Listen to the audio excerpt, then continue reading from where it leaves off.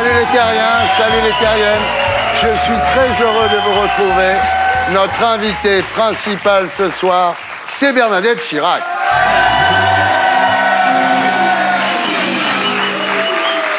Alors, Bernadette Chirac, bonsoir. Est-ce que je peux vous appeler Bernadette ou bien vous préférez Madame Chirac ou Bernie? Bernadette. Bernadette.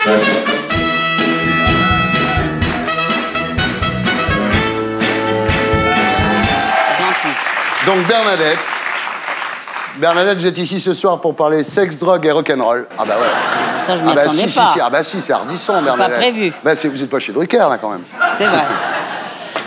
En P1, nous serons tous les deux, nous parlerons de vous, de vos origines familiales, de votre vie, de votre mari, de votre action humanitaire et de vos sorties nocturnes. Vous n'allez pas me faire les yeux noirs que vous faites à votre mari quand il parle à une autre femme, Bernadette. Je fais pas les yeux noirs.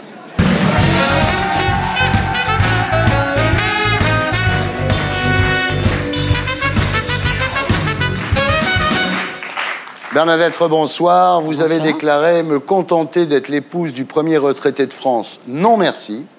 Tant que je peux être utile, je continue. Il y a tant à faire pour les enfants hospitalisés, les adolescents, les handicapés, les personnes âgées. Eh bien, cette année encore, vous continuez.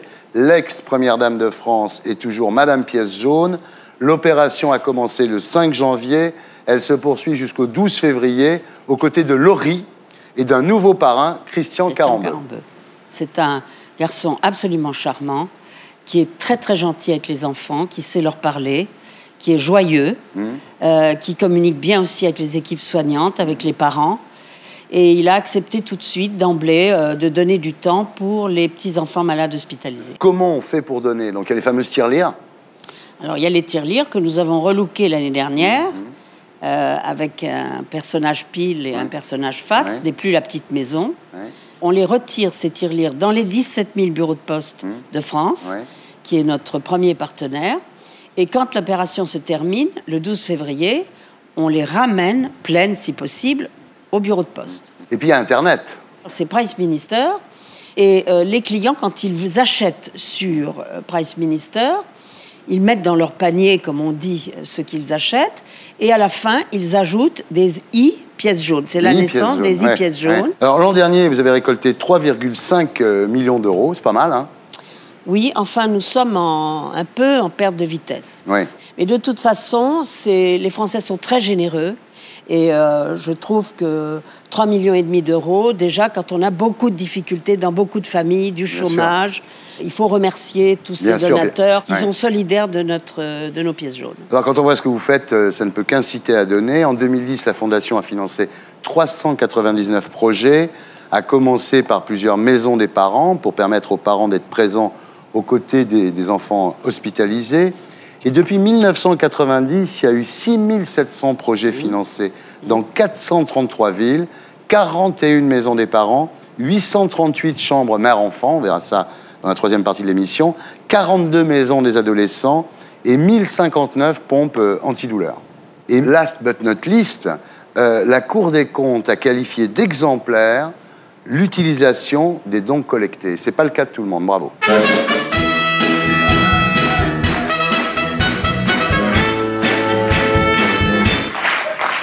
Voilà, bravo. Alors Bernadette, votre nom de jeune fille, c'est Bernadette Chaudron de Courcelles, vieille lignée française anoblie par Napoléon III. Votre oncle Geoffroy était aux côtés du général de Gaulle quand il est parti à Londres le 17 juin 1940. C'était son aide de camp. Ben voilà. Votre père Jean-Louis, lui, dirigeait des manufactures, les émaux de Briard et les faïences de Gien. Il a été fait prisonnier à la guerre en 1940. Et il a passé 4 ans en captivité ensuite. Alors, famille très catho, hein. Vous étiez dans une école qui s'appelait Sainte-Marie des Fleurs et des Fruits. C'est joli, ça, non? C'était pendant la guerre, où j'avais quand même 12 kilomètres à faire à bicyclette tous les jours. J'étais demi-pensionnaire.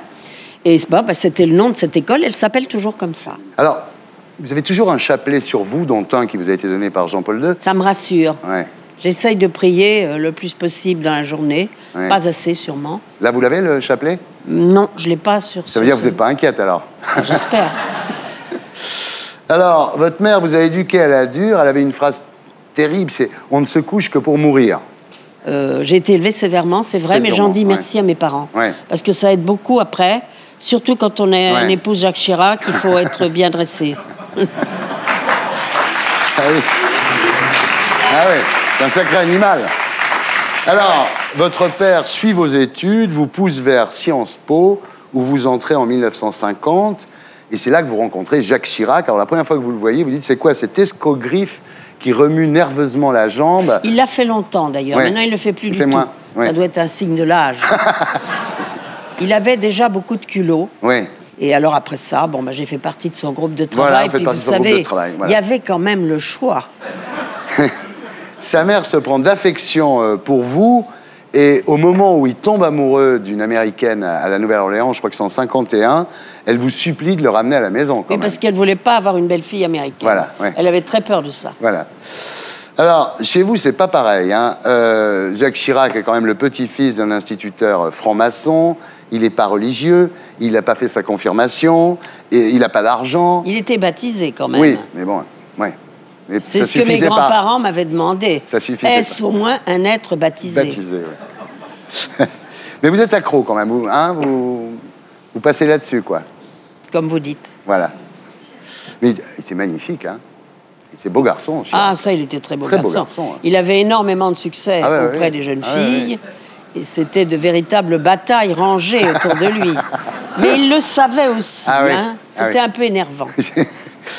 Alors, en 53, vous vous fiancez, et en 54, Jacques Chirac prépare l'ENA, et vous renoncez à votre carrière universitaire, et vous prenez même des cours de dactylo pour taper ces dossiers. Quelle abnégation, quand même, non? Non, c'était parce que je voulais qu'il réussisse. Oui. Il a réussi l'ENA du premier coup. Il a réussi le concours d'entrée sans faire d'année préparatoire, ce qui est assez rare. Ce qui fait que dans votre famille, on se dit finalement, il n'est pas si mal. Ma grand-mère m'a dit, après m'avoir dit, tu nous ramènes un gamin, elle m'a dit, mais alors c'est un génie. Ah ben voilà, ça y est. Alors c'était pas tout à fait un gamin, mais pas non plus un génie. Alors, jeune marié, il vous appelait tout le temps chez vous, il était exaspéré quand il vous trouvait pas, il voulait absolument que vous soyez là, disponible, quoi. Ah oui, c'est ça, oui. Ben oui, il était fils unique, qu'est-ce que vous voulez? Alors tout a toujours tourné autour de lui. Et une fois marié, il voulait que ça continue. Mais aujourd'hui, c'est pareil, C'est pareil aujourd'hui. Il vous appelle tout le temps. Non, mais c'est vrai. Ça le rassure, probablement. Alors, à l'époque où vous avez épousé Jacques Chirac, vous ne vous doutiez pas du destin qui l'attendait. Et votre beau-père disait, mon fils sera gouverneur de la Banque de France. Mais j'aurais bien aimé, d'ailleurs. Oui, vous auriez été plus tranquille, peut-être. Oui. Et alors, des années plus tard, le 7 mai 1995, à 19h30, vous êtes à l'hôtel de ville de Paris, Jacques Chirac vous fait demander de le rejoindre. Vous prenez le petit escalier Napoléon III en colimaçon, et quand vous arrivez, Chirac vous dit « Ça y est, je crois que je suis élu ». Et là, vous ressentez un changement pratiquement physique chez lui. C'est vrai qu'à ce moment-là, il y a cette émotion énorme, et il m'a semblé que mon mari avait changé de posture. Et vous avez changé à partir de ce moment-là? Sûrement moins que lui. Vous avez dit, j'ai fait le bon choix quand même. Enfin, j'aurais pu en faire un autre. Oui. Alors, 7 ans plus tard, en 2002, vous êtes la seule à prévoir que Jean-Marie Le Pen sera au deuxième tour. Oui, parce que ce que je sais faire dans les campagnes électorales, c'est aller dans les rues, dans les villes, saluer les commerçants. Quelquefois, il y a des gens qui vous invitent à monter chez eux. Ça permet de faire une sorte de sondage à la fin et de se dire, il n'y a pas de doute, il y a tellement de gens qui disent « Madame Chirac, je voterai pour Le Pen » que vous finissez par avoir une angoisse. Et je disais à mon mari, à l'Élysée, vous savez, Le Pen monte. Le Pen monte. Je ne vous dis pas ce qu'il me répondait parce que c'est assez grossier pour moi. Sauf que vous aviez raison, quoi. Oui, il a reconnu que j'avais été la seule à le dire. Alors vous qui savez tout, est-ce que Sarkozy va être élu en 2012, Bernadette? D'abord, je le pense, et ensuite, je le souhaite. Alors aujourd'hui, vous avez tourné la page de votre vie de première dame de France. Quand on vous demande si vous la regrettez, vous avez une réponse formidable, vous dites simplement « It's different ». C'est différent. Il y a un côté très chic comme ça. Never explain, never complain. Oui, c'est différent. Puis enfin, On n'est pas propriétaire d'une fonction officielle que les Français vous ont confiée démocratiquement par leur vote. Ouais. On sait très bien qu'un jour... Bon, mon mari a maintenant 78 ans, hélas. Oui. Puis il a fait 2 mandats quand même. Donc, il a fait 2 mandats. Donc, de toute façon, il avait décidé de s'arrêter. Et je pense qu'il faut se reconstruire, si on le peut, une fois qu'on a quitté ses responsabilités. Ce qui est différent, vous, c'est que maintenant, vous vous éclatez. Hein. Ah non, mais c'est vrai, on vous a même vu dans des boîtes de nuit à Saint-Tropez cet été, Bernadette. Oui. Parce que le fils aîné de Bernard et Hélène Arnault est un excellent DJ. J'avais d'ailleurs beaucoup d'autres amis, c'était très gai. Ce qui est très drôle, c'est quand votre mari vous demande s'il peut venir, vous dites « Non, non, Jacques, vous n'êtes pas invité ». Oui, bah oui, parce que ça ne va pas avec sa mentalité. Oui, ça ne lui plairait pas. C'est pas son truc, les caves du roi. Il n'est pas tellement drôle, vous savez. Alors lui, ce qu'il dit, mais c'est pourtant grâce à moi que vous êtes invité, Bernadette. C'est toujours grâce à lui. Si je suis assise là en face c'est de vous, grâce à lui. D'accord. C'est pas grâce aux pièces jaunes. Non. Et il dit toujours, ne l'oubliez pas, vous avez une chance formidable de m'avoir épousé. Ah oui, ça. Il dit, ça plusieurs fois par jour. Ah oui, ah oui. Oui. Ça plusieurs fois par jour. Mais quand vous sortez seul, c'est un peu une vengeance par rapport à l'époque où lui sortait tout seul, non? Ben, il n'est jamais beaucoup sorti, vous savez, mon mari. C'est pas du tout un mondain. Ouais. C'est pas quelqu'un qui dînait en ville. Ouais. Il a eu tort, d'ailleurs. Ouais. Il se serait mis dans la poche un peu l'intelligentsia et tout ça. C'est pas tellement quelqu'un qui allait au théâtre ou la musique, n'en parlons pas. Il n'aime pas du tout la musique. Il ne s'en cache pas, d'ailleurs. Mais oui, c'est un peu dommage. Alors, vous allez bientôt fêter vos 55 ans de mariage avec Jacques Chirac. C'est effrayant. C'est terrible. C'est les noces d'uranium enrichi, ça, non? C'est long, hein? J'espère qu'il me fera un cadeau. Hein. C'est long. Alors, vous lui avez souvent dit, le jour où Napoléon a abandonné Joséphine, il a tout perdu. Oui. Ce qui est vrai, d'ailleurs. Vous savez bien, il est sollicité. Les papillons qui tournent autour de la lampe. La lampe qui donne de la lumière. J'avais assez peur de ça. Vous croyez qu'il nous regarde, là? Ah, ça, c'est certain. Il s'assied en général le plus près possible de l'écran. Oui. Vous voulez lui dire un mot, là? Ben, bonsoir. Merci de m'avoir permis de venir à l'émission de Thierry Ardisson. On passe maintenant à notre invité du samedi.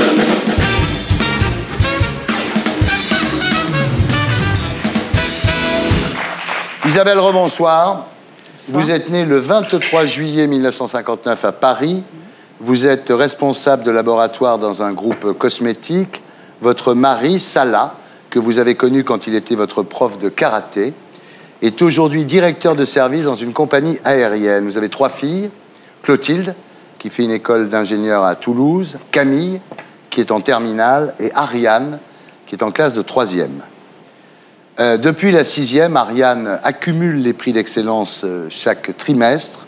En plus, elle fait du piano et de la natation. Elle a beaucoup d'humour, c'est quelqu'un qui a le sens du 2e degré, dirons-nous.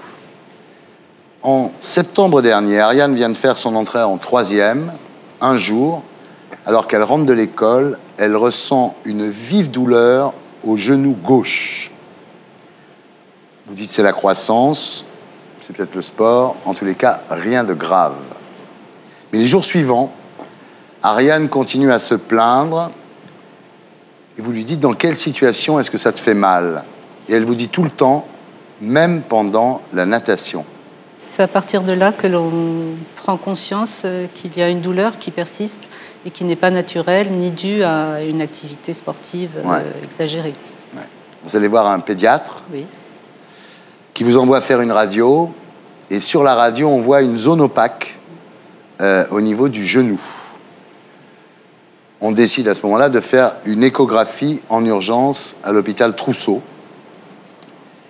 Quand les résultats tombent, on se dit, cette tache opaque au niveau du genou, c'est peut-être une tumeur. Suite à des réunions médicales, on nous informe qu'il y aura une biopsie. Un prélèvement osseux. Voilà. Alors là, vous devez passer une nuit à l'hôpital et vous découvrez à ce moment-là l'absence totale de prise en charge des parents. C'est-à-dire que pour dormir, il y a le fauteuil de repos qui est à côté des lits, comme dans tous les hôpitaux, en fait, qui est destiné aux malades quand il a envie de s'asseoir.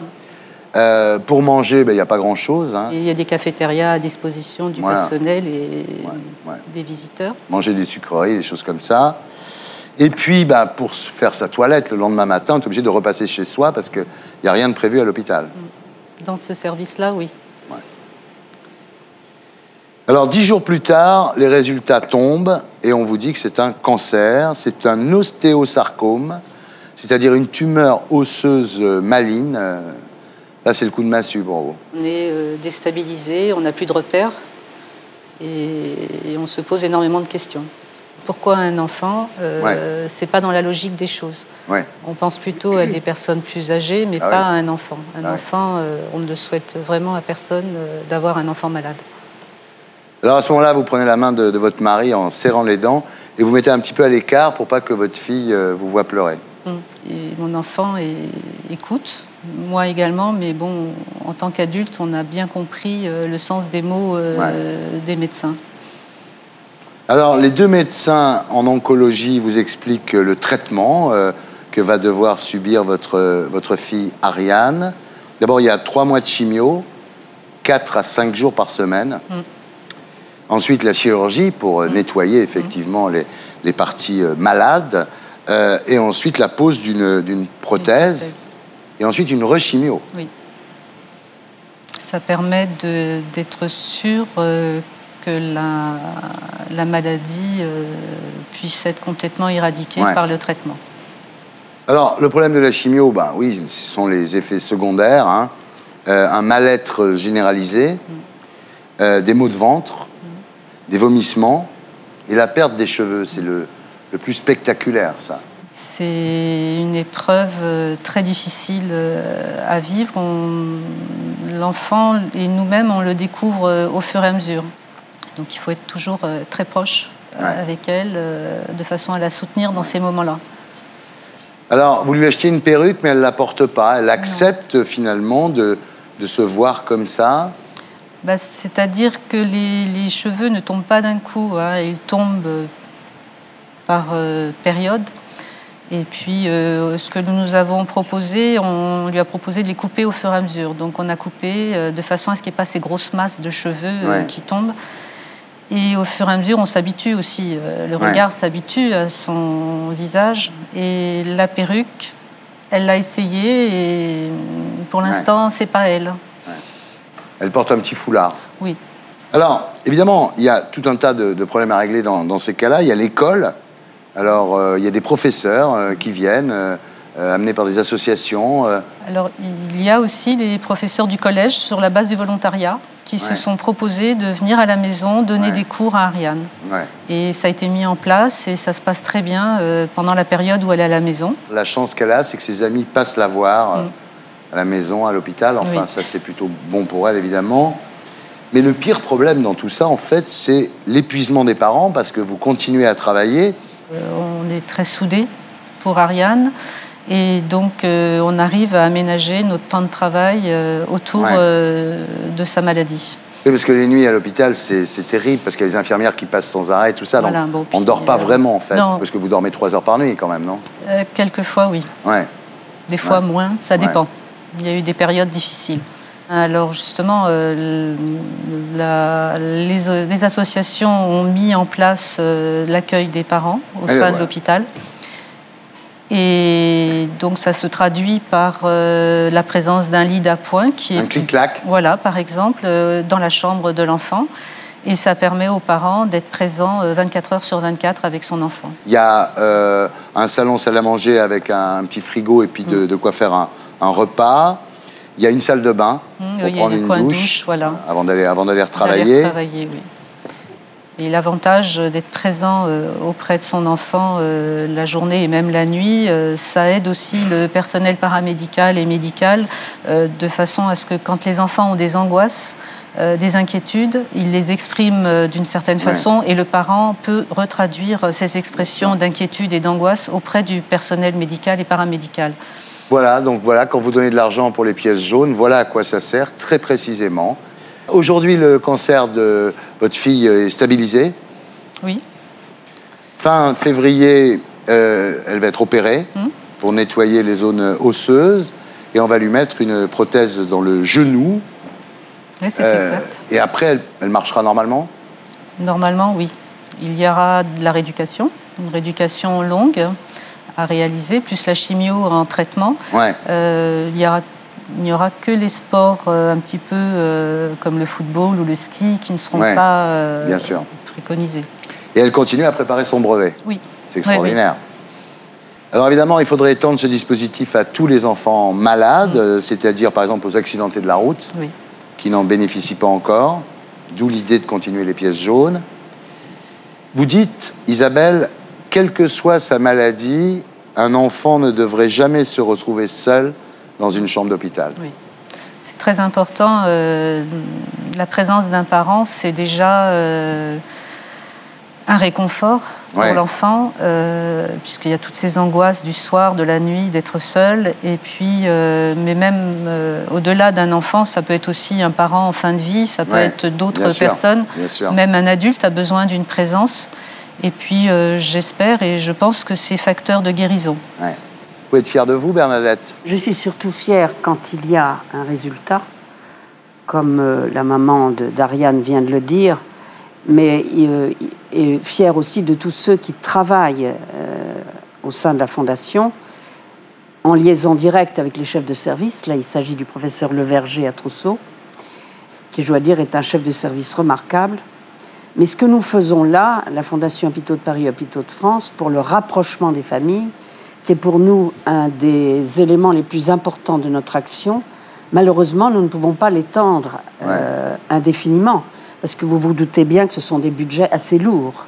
En plus de ça, il faut que le chef de service soit demandeur, que l'équipe médicale, que l'équipe soignante soit demandeuse. Le bâtiment, quelquefois, ne s'y prête pas. C'est très variable. Mais en tout cas, notre principal, je dirais, objectif que nous poursuivons à la Fondation, c'est le rapprochement des familles. Et la maman d'Ariane vous a expliqué à quel point c'est nécessaire et c'est utile. C'est utile pour le moral d'Ariane, c'est utile pour le moral de sa famille. Et par définition, un enfant qui est moins angoissé, qui est moins inquiet, est plus facile à soigner. C'est plus facile pour l'équipe soignante. Et il est plus vite guéri. Ça va de soi. Bravo.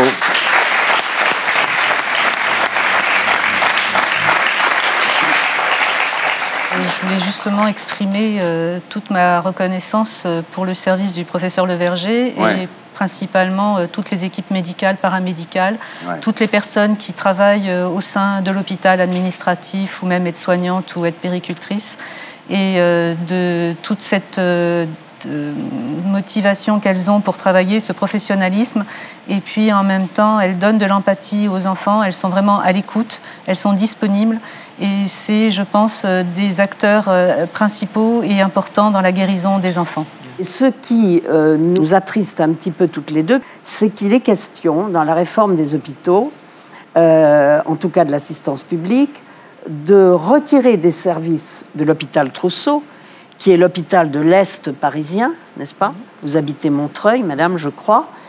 Et pour les mettre, ces services-là, qui sont des services de pointe, comme celui du professeur Leverger, à Necker. Hôpital des enfants. Il y a également beaucoup de travaux en cours et on voudrait transférer. Alors, nous pensons toutes les deux que ce serait très dommage de couper des services comme celui du professeur Leverger, oncologie pédiatrique, de la chirurgie qui est à côté. Ça serait très dommage, pour des raisons peut-être très rationnelles, mais qui, en tout cas, sur le plan humain et médical, ne sont pas valables, de les couper, de les enlever de Trousseau et de les mettre à Necker. Est-ce que vous avez déjà été confronté à ce problème d'avoir un enfant à l'hôpital, François? Oui. Accidenté de la route, oui. Et je dois dire que l'œuvre de Madame Chirac, elle est immense, d'abord par la mobilisation des fonds privés. Elle a actionné un esprit de solidarité un peu à l'instar de ce qu'avait fait Coluche avec les Restos du Cœur en répondant à un problème de société. On ne soupçonne pas, pour ceux qui n'ont pas eu affaire un jour ou l'autre à l'hôpital, à la vie hospitalière, à l'encadrement psychologique, comme vous le disiez, madame, évidemment des patients, combien cette œuvre des pièces jaunes a été utile. Moi, j'ai un souvenir d'une inauguration que nous avions faite à Troyes. C'était pas grand-chose. Ça a permis de financer une petite pièce pour des jeux pour enfants, des petits-enfants malades, malades de maladies génétiques ou malades par la contraction, maladie qui nécessitait une thérapie un peu plus longue. Rien que le regard de ces gosses, rien que le sourire retrouvé des parents. Ce moment-là, on se dit, une action publique, un engagement personnel, ça a du sens. Et comme vous le disiez, madame, la seule fierté, c'est de se dire, c'est utile à quelqu'un. Je regarde un peu tout ce que vous faites au niveau des pièces jaunes. Je trouve ça admirable, vraiment aussi, ouais. Et je ne sais pas, à mon petit niveau, si je peux aider, quelle que soit la manière, je répondrai présent. C'est très gentil. Merci beaucoup. Merci beaucoup. Vraiment, bravo Bernadette. Alors je propose un big up pour Bernadette.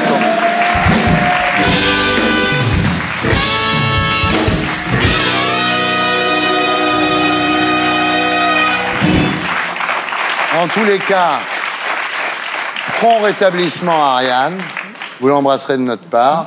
Et je voulais dire un truc. Je voulais dire à Jacques Chirac qu'il a une femme super, voilà. Oh. Et pour être sûr de ne rien rater de Inarditube, abonnez-vous et mettez un pouce bleu.